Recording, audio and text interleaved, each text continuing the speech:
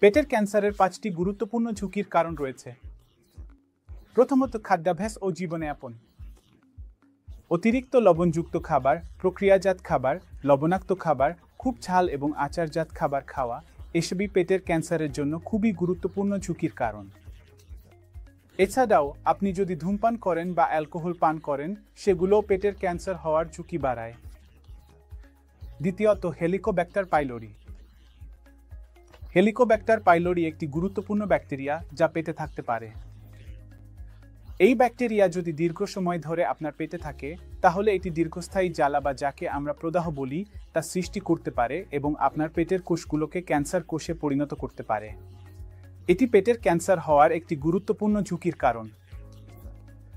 তৃতীয়ত, পরিবারের কারো পেটের ক্যান্সার বা অন্য কোনো ধরনের ক্যান্সারের ইতিহাস থাকা। এগুলো আপনাকে পেটের ক্যান্সার হওয়ার ঝুঁকিতে ফেলতে পারে। আর যদি আপনার পরিবারের কারো পেটের ক্যান্সার থাকে, তাহলে আপনি নিজেও পরীক্ষা করাতে পারেন। চতুর্থত, দীর্ঘস্থায়ী গ্যাস্ট্রোইসোফেজিয়াল রিফ্লাক্স ডিজিজ। রিফ্লাক্স তখন হয় যখন অ্যাসিড আপনার ইসোফেগাসে উঠে আসে এবং এটি পেট ও ইসোফেগাসের ভেতরের আস্তরণ ও কোষগুলোকে ক্ষতিগ্রস্ত করতে পারে এবং এগুলো ক্যান্সারের রূপ নিতে পারে। পঞ্চমত, স্থূলতা।